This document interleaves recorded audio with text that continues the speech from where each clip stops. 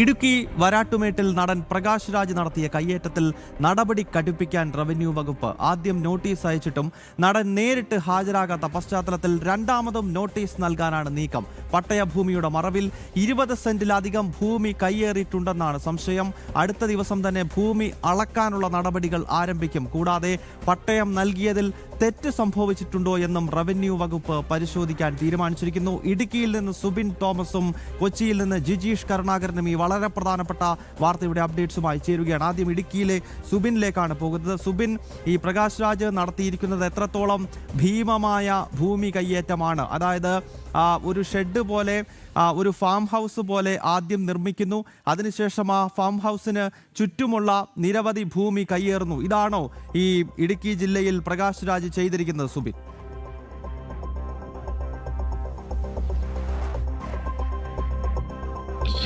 തീർച്ചയായും അത്തരത്തിലാണ്. അതായത് പ്രകാശ് രാജ് കഴിഞ്ഞ ഏതാനും വർഷങ്ങൾക്ക് മുമ്പാണ് ഇവിടെ സ്ഥലം വാങ്ങുന്നത്. ആ സ്ഥലത്തിന് ഏകദേശം 1 ഏക്കർ 40 സെന്റ് സ്ഥലത്തിന് പട്ടയമുള്ള ആ സ്ഥലമായിരുന്നു. ഇതിന്റെ ഒരു ഭാഗം പൂർണ്ണമായും റവന്യൂ പുറമ്പോക്കാണ്. എടുത്തു പറയേണ്ട കാര്യം എന്നുള്ളത്, വാഗമൺ വില്ലേജിന്റെയും മേലപ്പാറ വില്ലേജിന്റെയും അതിർത്തി പങ്കിടുന്ന പ്രദേശത്താണ് ഈ സ്ഥലമുള്ളത്. ഇതിന്റെ ഒരു വശം നല്ല വ്യൂ പോയിന്റ് ആണ്, ടൂറിസം സാധ്യതകൾ ഒത്തിരിയുള്ള ആ ഒരു പ്രദേശമാണ്. അവിടെയാണ് നിലവിൽ കയ്യേറ്റം നടന്നിട്ടുള്ളത് എന്നുള്ളതാണ് നമുക്ക് മനസ്സിലാക്കാൻ സാധിക്കുന്നത്. ഏകദേശം 20 സെന്റോളം സ്ഥലം കയ്യേറിയിട്ടുണ്ട് എന്നുള്ളത്, അതായത് പട്ടയ ഭൂമിയുടെ ഒരു വശത്ത് 20 സെന്റോളം സ്ഥലം പ്രകാശ് രാജ് കയ്യേറിയിട്ടുണ്ട് എന്നുള്ളതാണ് പ്രാഥമിക നിഗമനം. അതിൽ കൂടുതൽ ഉണ്ടാവാനുള്ള സാധ്യതയുണ്ട് എന്നുള്ളതാണ് അവിടെ നിന്നുള്ള ആളുകൾ പറയുന്നത്. വരാട്ടുമേട് എന്ന് പറയുന്ന സ്ഥലം, മേലപ്പാറയ്ക്ക് സമീപം വരാട്ടുമേട് എന്ന് പറയുന്ന സ്ഥലത്താണ് ഈ കയ്യേറ്റം നടന്നിട്ടുള്ളത്. ഇതുമായി ബന്ധപ്പെട്ട് 2 ആഴ്ച മുമ്പാണ്, ഈ സ്ഥലവുമായി ബന്ധപ്പെട്ട് 2 ആഴ്ച മുമ്പ് ഒരു നോട്ടീസ് റവന്യൂ വകുപ്പ് ഈ പ്രകാശ് രാജിനെ അയച്ചിരുന്നു. പക്ഷേ ഇതുമായി ബന്ധപ്പെട്ട് ഒരു മറുപടിയും പ്രകാശ് രാജിന്റെ ഭാഗത്തുനിന്ന് ഉണ്ടായില്ല എന്നുള്ളത് മാത്രമല്ല, ഇത് എന്താണ് എന്ന് അറിയാൻ പോലും അദ്ദേഹം ശ്രമിച്ചില്ല എന്നുള്ളതാണ് ഏറ്റവും പ്രധാനപ്പെട്ട കാര്യം. ഒരു മറുപടിയും അദ്ദേഹത്തിന്റെ ഭാഗത്തുനിന്ന് ഉണ്ടായില്ല. ഇതിനുശേഷം വീണ്ടും റവന്യൂ വകുപ്പ് ബന്ധപ്പെട്ടപ്പോൾ അത്തരത്തിലുള്ള നോട്ടീസ് തനിക്ക് ലഭിച്ചിട്ടില്ല എന്നാണ് പ്രകാശ് രാജിന്റെ ഭാഗത്തു നിന്ന് മറുപടി ഉണ്ടായത്. തുടർന്നാണ് വീണ്ടും രണ്ടാമത് നോട്ടീസ് അയക്കാനുള്ള ഒരു നടപടിയിലേക്ക് റവന്യൂ വകുപ്പ് കടന്നിട്ടുള്ളത്. കടുത്ത നടപടികളിലേക്ക് കടക്കാനാണ് റവന്യൂ വകുപ്പ് തീരുമാനിച്ചിട്ടുള്ളത്. ഇനിയും എത്തിയില്ലെങ്കിൽ ഈ നിലവിൽ ഗേറ്റ് ഇട്ട് മതിൽ കെട്ടി സംരക്ഷിച്ചിരിക്കുന്ന ഒരു സ്ഥലമാണ്. ആ സ്ഥലത്തേക്ക് കയറി ഈ പ്രകാശ് രാജിന്റെ അസാന്നിധ്യത്തിൽ അത് അളക്കേണ്ട ഒരു അവസ്ഥയിലേക്ക് എന്തായാലും റവന്യൂ വകുപ്പ് എത്തും. ഈ അടുത്ത നോട്ടീസ് നൽകിയിട്ടും എത്തിയില്ലെങ്കിൽ എന്നുള്ളതാണ് റവന്യൂ വകുപ്പ് അറിയിച്ചിട്ടുള്ളത്. എന്തായാലും റവന്യൂ വകുപ്പ് നൽകിയ നോട്ടീസിൽ പ്രകാശ് രാജ് എത്തിയതിനു ശേഷം മാത്രമേ ആ സ്ഥലം നിലവിൽ അളക്കാൻ കഴിയുമെന്നാണ് റവന്യൂ വകുപ്പ് പറയുന്നത്. അത്തരത്തിൽ അളന്നെങ്കിൽ മാത്രമേ അവിടെ എത്രത്തോളം കയ്യേറ്റം നടന്നിട്ടുണ്ട് എന്നുള്ളതും ഒരു വ്യക്തത വരും. അതൊരു നിലവിൽ ഒരു ഫാം ഹൗസ് പോലെ ഒരു ചെറിയ ഷെഡ് പണിതാണ് തുടങ്ങിയിരിക്കുന്നത്. അതിന്റെ മറുവശത്ത് കാട്ടുകല്ലുകൾ ഉപയോഗിച്ച് കയ്യാലക്കെട്ടുകൾ കെട്ടിയൊക്കെയാണ് നിലവിൽ അവിടെ നിർമ്മാണ പ്രവർത്തനങ്ങൾ നടക്കുന്നത്.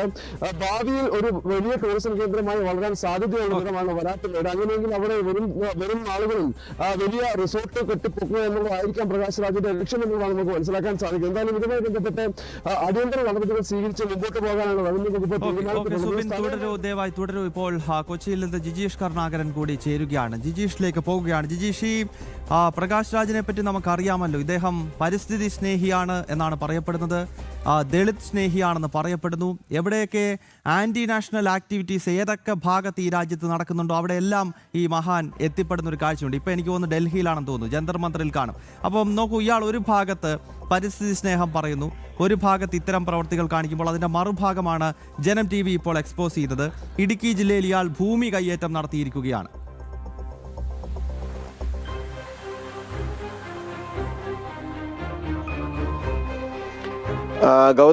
ഗൗതം പറഞ്ഞതുപോലെ തന്നെ പ്രകാശ് രാജ് പലപ്പോഴും അവതരിച്ചിരുന്നത് താൻ വലിയ നീതിക്കായുള്ള പോരാട്ടത്തിന്റെ വക്താവ് എന്ന നിലയിലാണ്. അത്തരത്തിൽ പ്രകാശ് രാജ് അവതരിക്കുമ്പോൾ തന്നെ പ്രകാശ് രാജ് മുന്നോട്ട് വെച്ച പല ആരോപണങ്ങളും അത് പൂർണ്ണമായും തകർന്നടിയുന്ന കാഴ്ചകൾ നമ്മൾ കണ്ടിട്ടുണ്ട്. പ്രകാശ് രാജിന്റെ ലക്ഷ്യങ്ങൾ എന്താണ്? നേരത്തെ ഗൗതം പറഞ്ഞതുപോലെ തന്നെ രാജ്യവിരുദ്ധ നീക്കങ്ങൾ എവിടെയെല്ലാം ഉണ്ടാകുന്നുണ്ടോ, രാജ്യത്തിനെതിരെ പ്രക്ഷോഭങ്ങളും കലാപങ്ങൾക്കുമുള്ള സാധ്യതകൾ എവിടെയെല്ലാം ഉണ്ടാകുന്നുണ്ടോ അതെല്ലാം കത്തിച്ചു വിടുക എന്ന രാജ്യ വിരുദ്ധ നിലപാടുള്ള പ്രകാശ് രാജ്, അത്തരത്തിലുള്ള പ്രകാശ് രാജ് എത്രമാത്രം സത്യസന്ധനാണ് ഇത്തരം കാര്യങ്ങളിൽ എന്ന് അനാവരണം ചെയ്യുന്നതാണ് ഈ സംഭവങ്ങൾ. കാരണം ഈ ഭൂമി ക്രമക്കേടുമായി ബന്ധപ്പെട്ട് കൃത്യമായി തന്നെ ഉള്ള പ്രാഥമിക പരിശോധനയിൽ വിവരങ്ങൾ ലഭിച്ച് റവന്യൂ വകുപ്പിന് വിവരങ്ങൾ ലഭിച്ചതിന്റെ അടിസ്ഥാനത്തിലാണ് പട്ടയ ഭൂമിക്കൊപ്പം മറ്റ് ഭൂമികൾ കൂടി, സമീപത്തുള്ള ഭൂമി കൂടി കയ്യേറിയതിന്റെ വിവരങ്ങൾ ലഭിച്ചത്. എന്നാൽ ഇക്കാര്യത്തിൽ ഒരു വിശദീകരണം ചോദിച്ചപ്പോൾ അതിൽ നിന്ന് മറുപടി പോലും പറയാതെ ഒഴിഞ്ഞു മാറുന്ന ഒരു പ്രകാശ് രാജിനെയാണ് നമുക്ക് കാണാൻ കഴിയുന്നത്.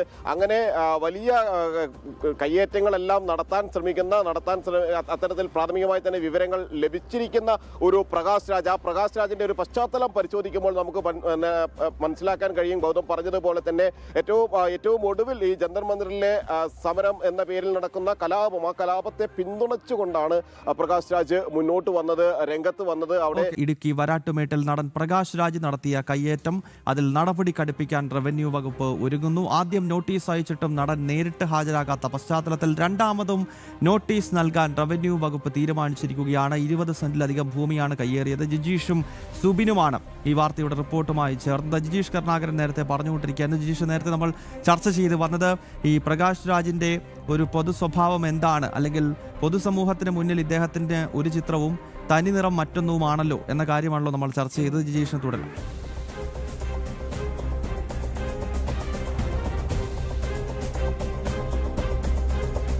ഗൗതം, നമ്മൾ പറഞ്ഞു വന്നതുപോലെ തന്നെ പ്രകാശ് രാജിന്റെ ഇരട്ട മുഖം ഒരേ സമയത്ത് കയ്യേറ്റക്കാരനായി മാറുകയും അതേ ഘട്ടത്തിൽ തന്നെ മറുഭാഗത്ത് നീതിമാനായ ഒരു പോരാട്ടക്കാരനായി സ്വയം അവതരിക്കുകയും എല്ലാം തന്നെ ചെയ്യുന്ന പ്രകാശ് രാജിന്റെ ഇരട്ട മുഖംമൂടി തന്നെയാണ് ഈ ഒരു സംഭവങ്ങളിലൂടെ എല്ലാം അനാവരണം ചെയ്യപ്പെടുകയും അഴിഞ്ഞു വീഴപ്പെടുകയും എല്ലാം തന്നെ ചെയ്യുന്നത്. നമുക്കറിയാം, മുമ്പ് പല ഘട്ടങ്ങളിലും പ്രകാശ് രാജ് അവതരിച്ചിരുന്നത് ചില സമയങ്ങളിലെല്ലാം തന്നെ കേന്ദ്ര സർക്കാരിന്റെ നയങ്ങളെ രൂക്ഷമായി വിമർശിക്കുന്ന ഒരാളെന്ന നിലയിൽ രംഗത്ത് വരികയും അവിടെ വലിയ തോതിലുള്ള പിന്തുണ ഇടത് വിഭാഗങ്ങളിൽ നിന്നടക്കം സ്വീകരിക്കപ്പെടുകയും ചെയ്ത പ്രകാശ് രാജ് പിന്നീട് അതൊരു സ്ഥിരം നടപടിയാക്കുക, അല്ലെങ്കിൽ തെളിവുകളില്ലാതെ ആരോപണങ്ങൾ ഉന്നയിക്കുകയും ആ ആരോപണങ്ങളുടെ പേരിൽ ആളുകളെ തെരുവിലേക്ക് ഇറക്കുകയും വലിയ വാർത്തയ്ക്ക് ഒരു സ്കോപ്പ് ഉണ്ടാക്കിയെടുക്കുകയും എല്ലാം തന്നെ ചെയ്യുന്നത് സ്ഥിരം നടപടിയാക്കി. ഏറ്റവും ഒടുവിൽ അതിൻ്റെ ഏറ്റവും ഉയർന്ന ഘട്ടത്തിലേക്ക് അത് എത്തിയത് ധർമ്മസ്ഥലയിലായിരുന്നു. പരിപാവനമായ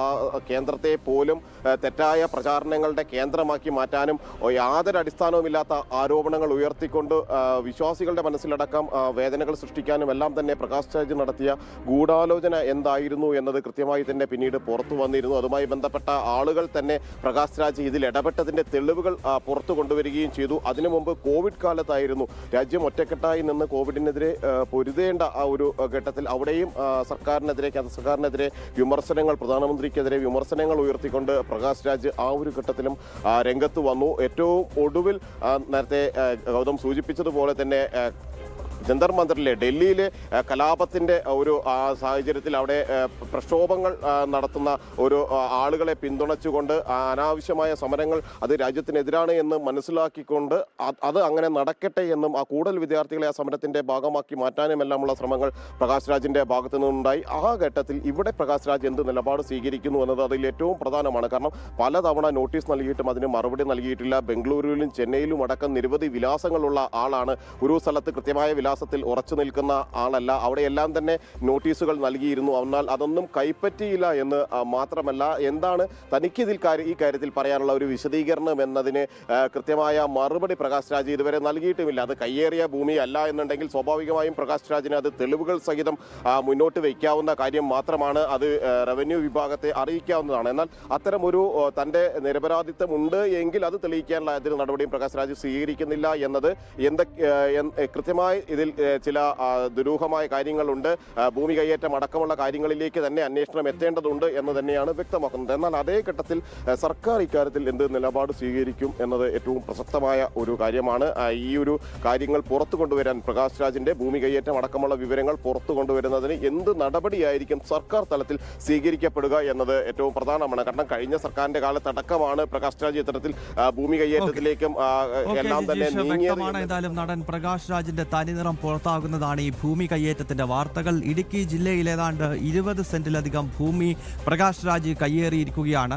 ഒരിക്കൽ ഈ ഭൂമിയുമായി ബന്ധപ്പെട്ട് റവന്യൂ വകുപ്പ് നേരിട്ട് ഹാജരാകണമെന്നാവശ്യപ്പെട്ട് നോട്ടീസ് നൽകിയിട്ടും ഈ നടൻ ഹാജരായില്ല. ഈ സാഹചര്യത്തിൽ വീണ്ടും നോട്ടീസ് നൽകി പ്രകാശ് രാജിന് മേൽ നടപടി കടുപ്പിക്കാൻ റവന്യൂ വകുപ്പ് ഒരുങ്ങുന്നു എന്ന വാർത്തകൾ വരുന്നുണ്ട്. എന്തായാലും ഈ നടന്റെ ഭാഗത്ത് നിന്നും ഇടുക്കി ജില്ലയിൽ അതിഭീകരമായ ഭൂമി കയ്യേറ്റം ഉണ്ടായിരിക്കുകയാണ്. ഈ കയ്യേറ്റത്തിന്റെ വാർത്ത വരുന്ന സമയത്ത് പ്രകാശ് രാജ് ജന്തർ മന്ദിറിൽ പാറ്റകളുടെ സമരത്തിന്റെ ഭാഗമാകാനായി ഡൽഹിയിലേക്ക് പോയിരിക്കുകയാണ് എന്ന കാര്യം കൂടി പ്രേക്ഷകർക്ക് അറിയാമല്ലോ. സുബിൻ തോമസും ജിജീഷ് കരുണാകരനുമാണ് വിശദാംശങ്ങൾ നൽകിയത്.